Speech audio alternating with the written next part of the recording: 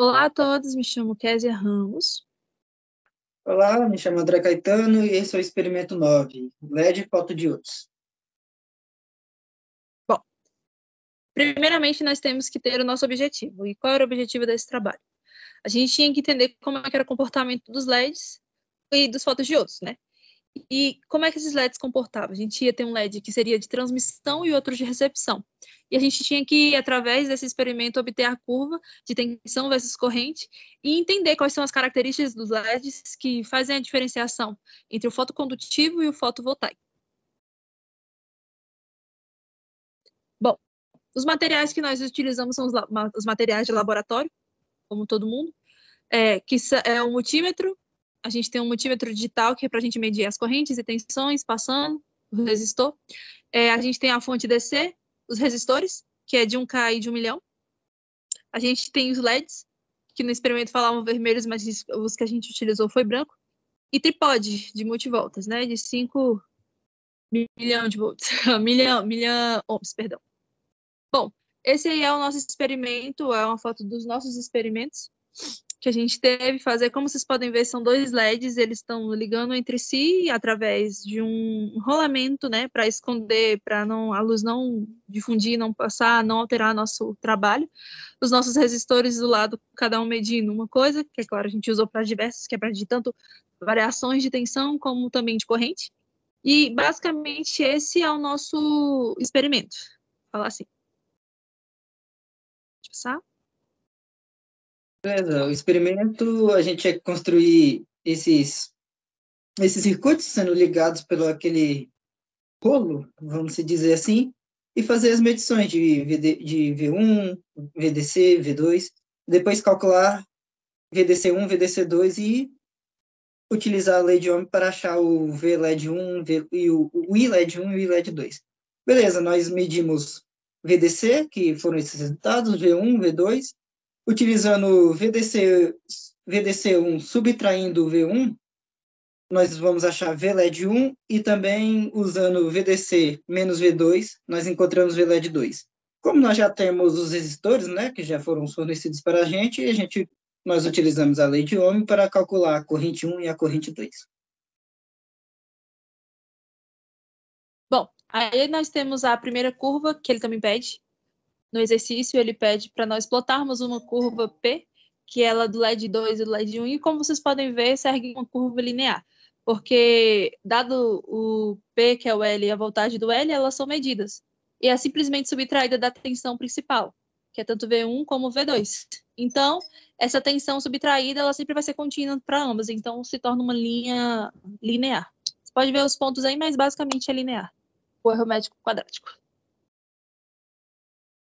Agora, o experimento 2, que se consiste de também passar a luz pelo aquele não difusor, né, para não deixar a luz se dissipar, para esse segundo circuito aí mostrado. E também nós fizemos as mesmas medições, que era VDC, que foi mostrado aí, V1, V2, e os mesmos cálculos, que era VDC menos V1, achamos VLED1, VDC1 menos V2, achamos o VLED2, como nós já temos as resistências, pela lei de Ohm, nós calculamos a corrente 1 e a corrente 2. A corrente LED1 e a corrente LED2. Bom, o primeiro experimento, a primeira parte, a gente mexia com fótons condutivos. Essa segunda parte não, essa segunda parte a gente já entende ela como método fotovoltaico.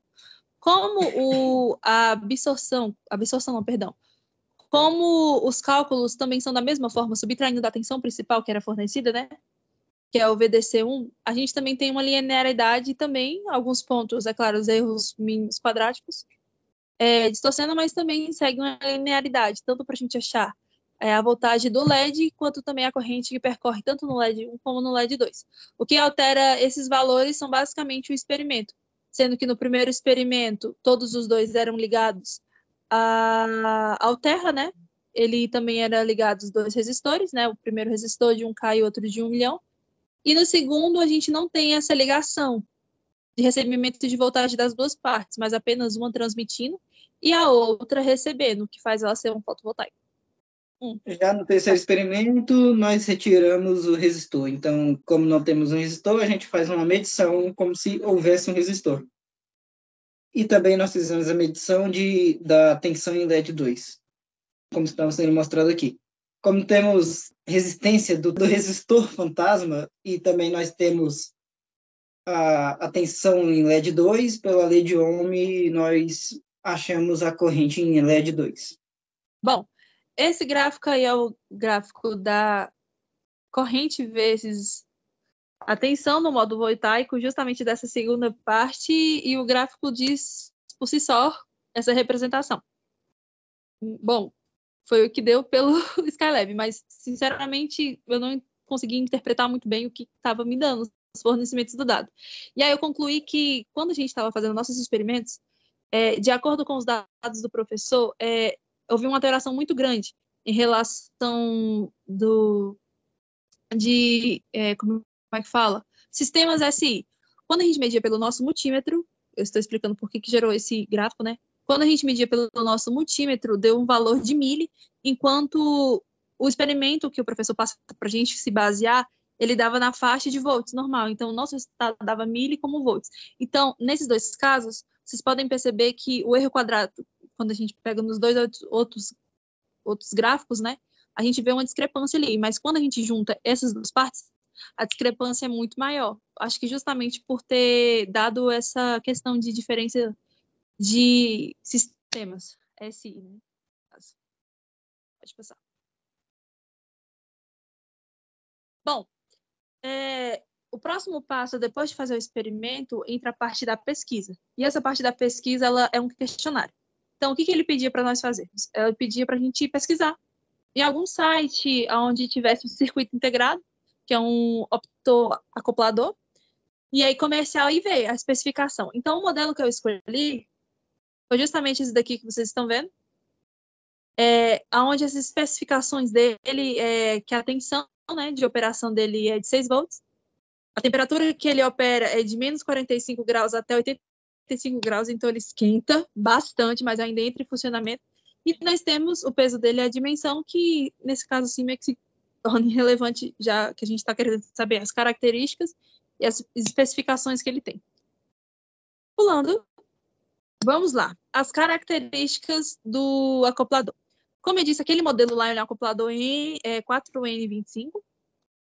Ele é um acoplador óptico, então ele realiza também isolamentos para quando você tem circuitos específicos.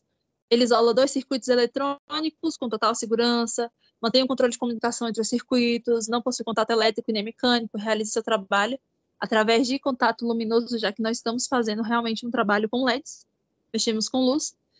Dá para a gente usar em tensão, a gente pode usar ele como microcontroladores, a gente também pode usar em alta velocidade de comutação, ele tem baixo consumo de energia, total isolamento através de encapsulamento, componentes de fácil instalação e baixa complexidade e de grande importância na área eletrônica, já que nós usamos também optoacoplador. Então, essas são as características que eu li, são as características que são dadas pelo site, que, como eu disse, a pesquisa pedia que você entrasse em um site comercial e pesquisasse um optoacoplador. Isso que foi um modelo 4N25 que nós utilizamos.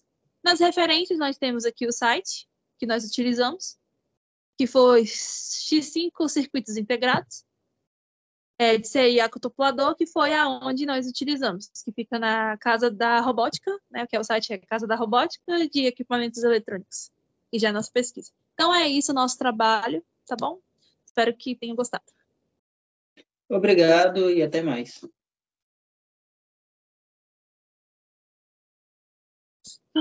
Para a gravação, sim. Agora é qual?